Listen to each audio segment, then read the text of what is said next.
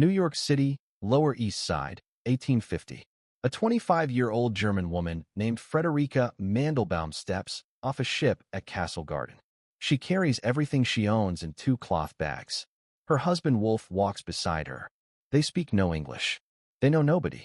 They have $47 between them. The Lower East Side smells like sewage, coal smoke, rotting vegetables. Tenements rise 5 stories high, packed tight. Germans, Irish, Italians jammed into rooms without windows. Peddlers work every corner selling fabric, fruit, pots, brooms. This is where immigrants come to survive. Most never leave. Most die poor. Friederike Mandelbaum starts the way everyone starts. Door to door.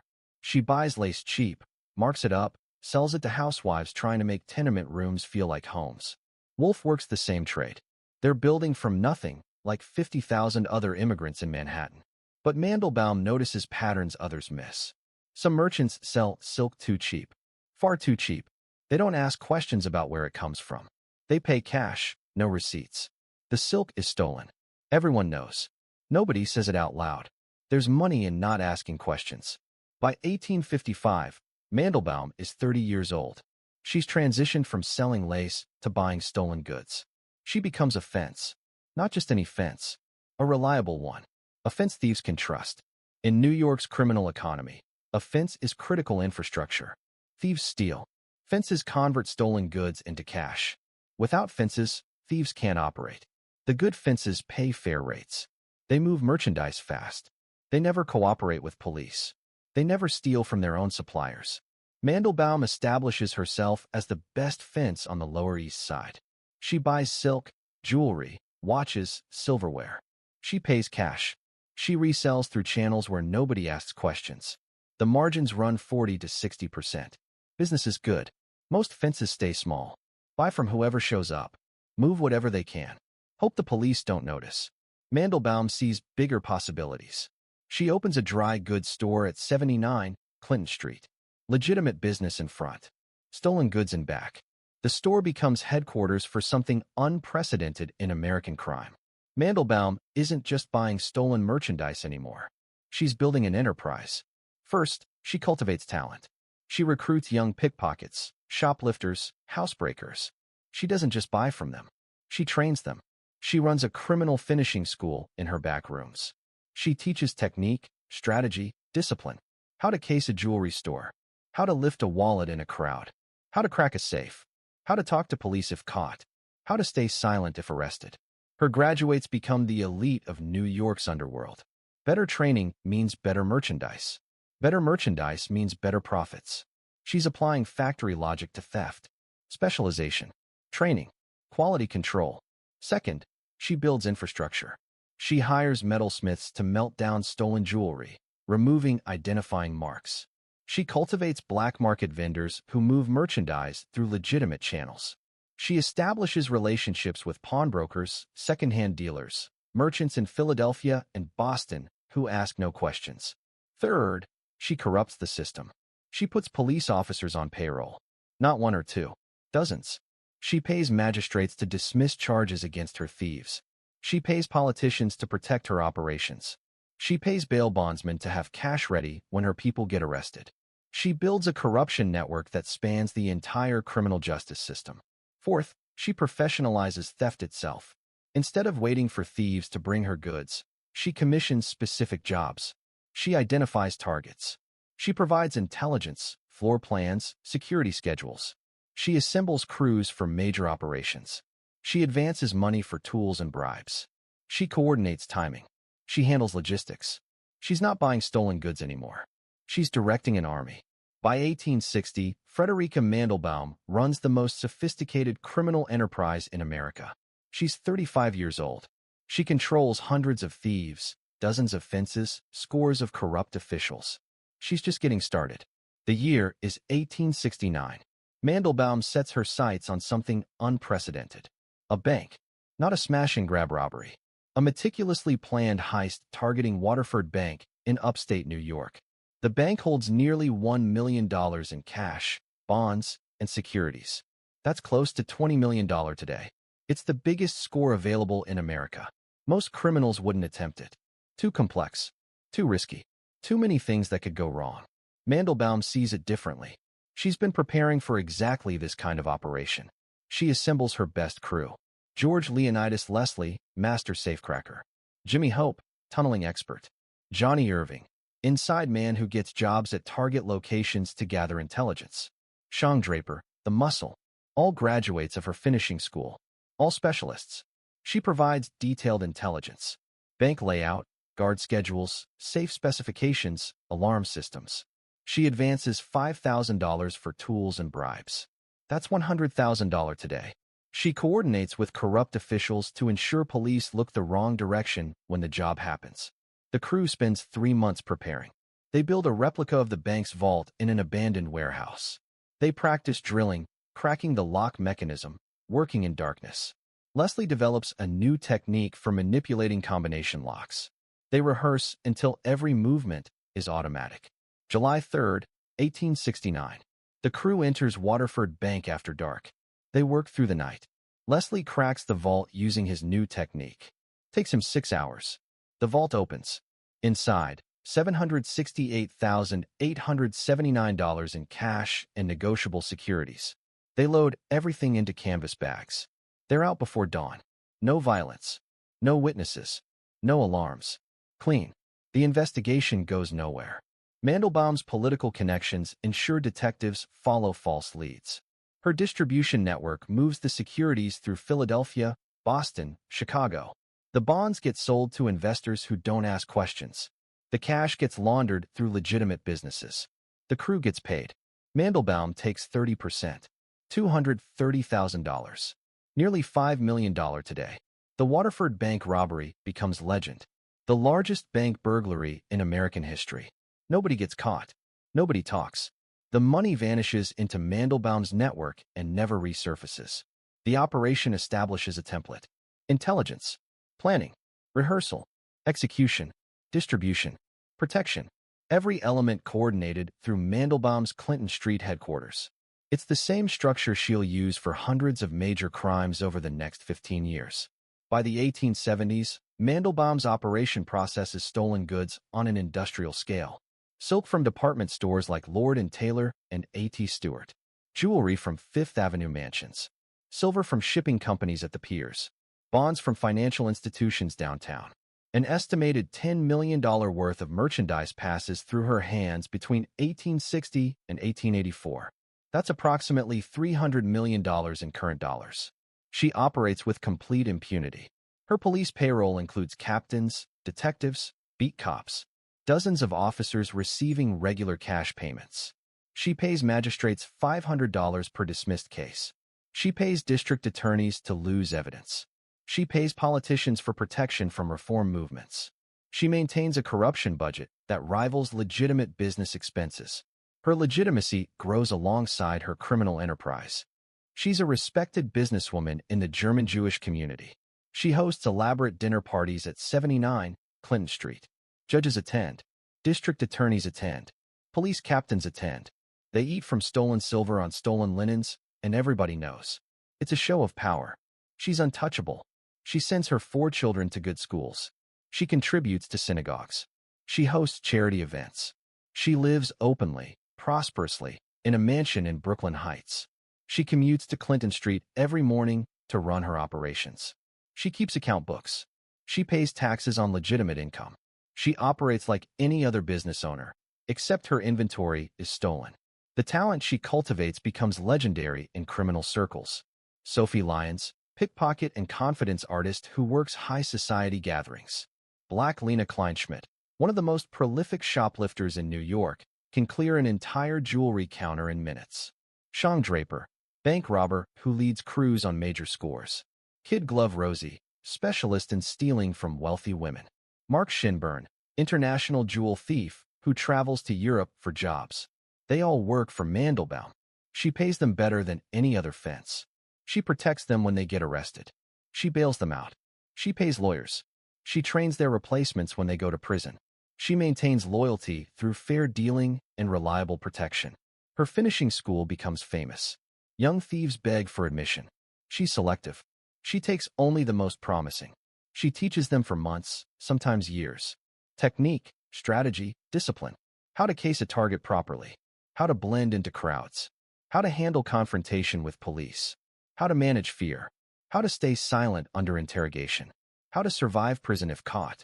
Her graduates carry those lessons across America. They move to Chicago, Philadelphia, Boston, San Francisco. They establish operations using Mandelbaum's methods. They recruit locals. They build networks.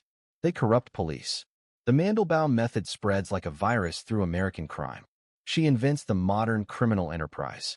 Before Mandelbaum, crime was local, disorganized, opportunistic. After Mandelbaum, crime becomes centralized, coordinated, professional. She creates the template that every major criminal organization will follow for the next century.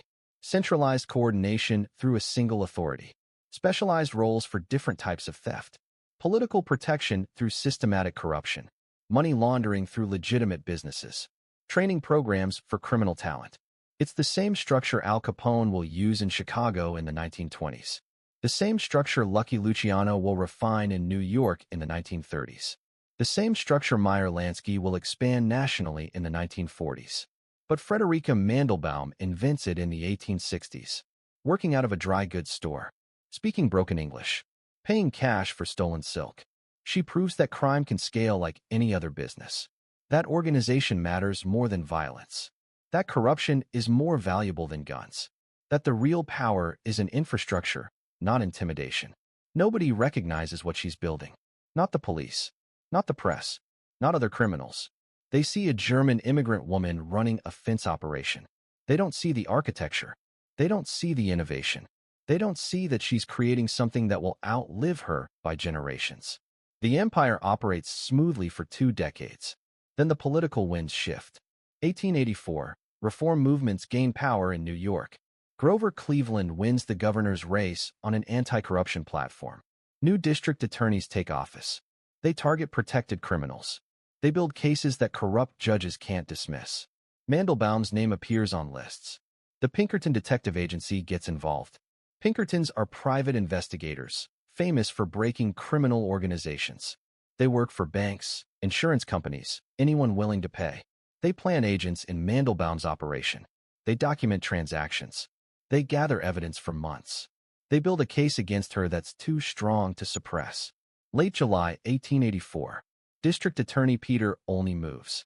He's one of the few officials Mandelbaum doesn't control. Police raid 79 Clinton Street at dawn. They find rooms full of stolen merchandise. Silk, jewelry, silver, artwork. They find detailed account books documenting thousands of transactions. They find evidence of hundreds of crimes dating back years. They arrest Frederica Mandelbaum. She's 59 years old. She's been operating for 30 years. She posts bail immediately. $21,000. That's roughly $600,000 today. She walks out the same afternoon. The trial date is set for December. The evidence is overwhelming. Even Mandelbaum's corrupt judges can't save her this time. The Pinkertons have documentation. They have witnesses. They have her account books. Maximum sentence: 15 years hard labor in a women's prison. Mandelbaum makes a calculation. She's 59. She won't survive 15 years in prison. Her empire is finished regardless. The police raids destroyed her network. Her thieves scattered. Her political protection evaporated. Her fences found new suppliers. She has one move left. December 4th, 1884.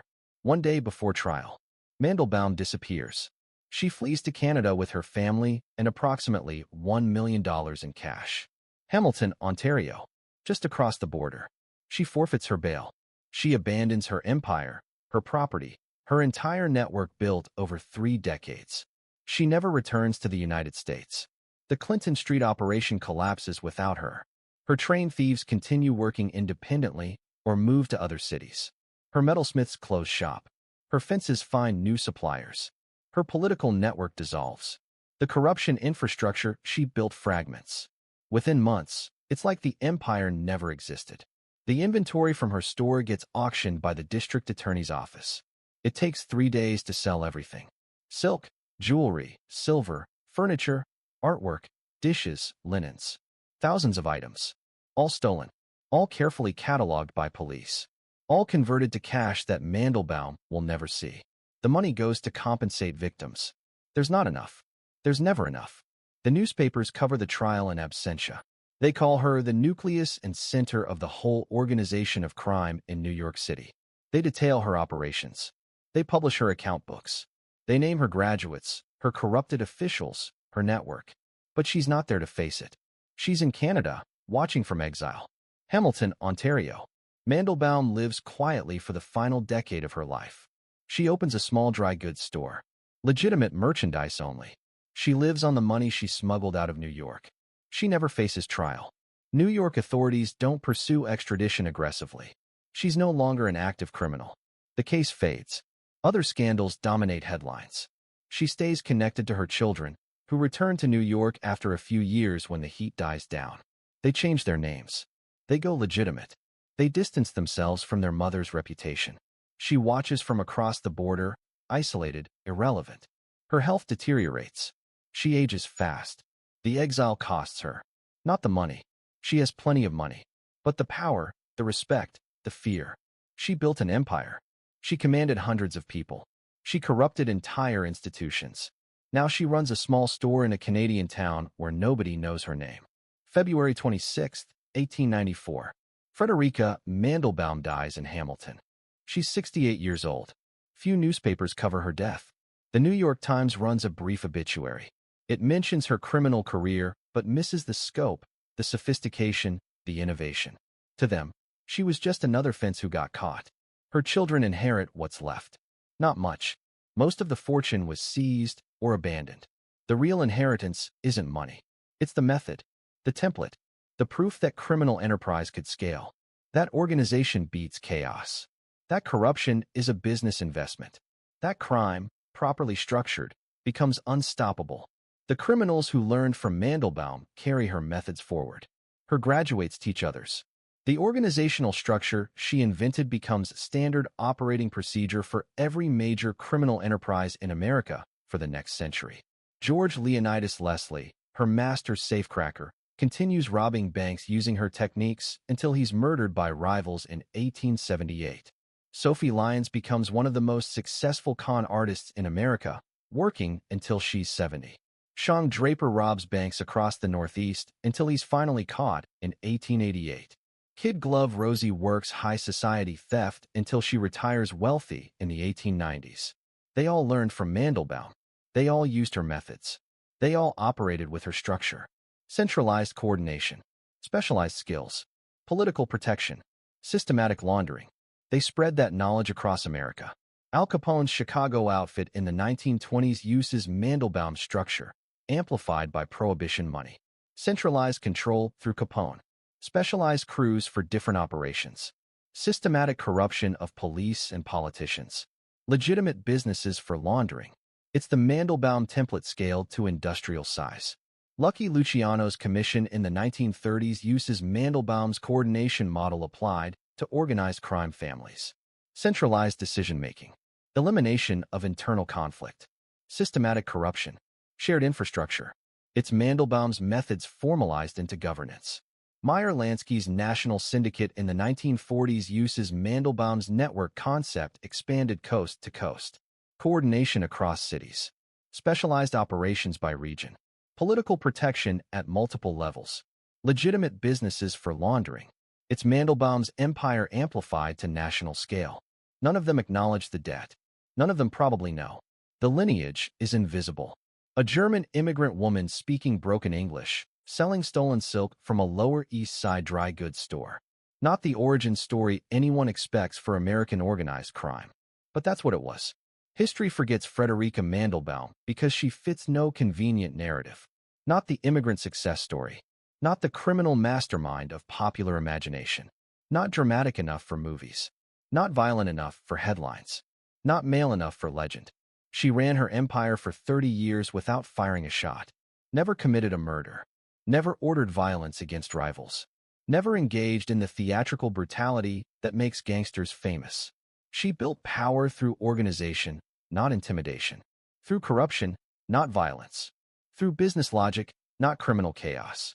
The gangsters who followed learned those lessons but added what sells. Guns, territories, headlines, mythology. They became famous. They got movies, books, documentaries. They entered popular culture as icons of American crime. Mandelbaum died in exile, largely forgotten. No movies about her. Few books. Minimal scholarship. She doesn't fit the image. Female criminal masterminds don't register in popular imagination. Especially not immigrant women speaking broken English. Especially not fence operators working behind counters in dry goods stores. But the empire she built, the methods she pioneered, the template she established, those became the foundation for everything that came after. Every major criminal organization in 20th century America used variations of her structure. Most don't know where it came from.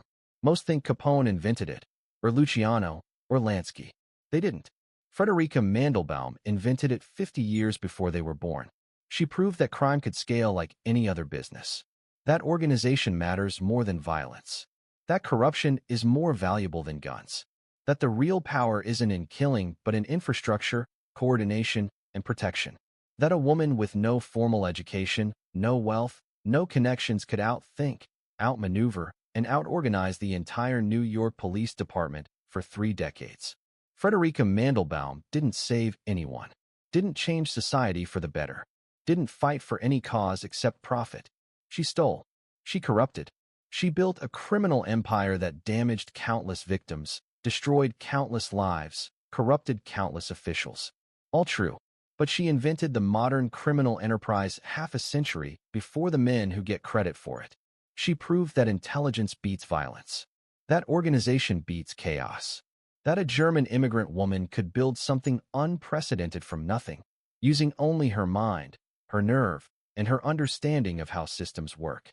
She saw what others missed. That crime, properly organized, becomes business. That corruption, systematically applied, becomes protection. That talent, properly trained, becomes asset. That infrastructure, properly built, becomes empire. The gangsters who followed learned those lessons. They built bigger empires. They became more famous. They entered history as titans of American crime.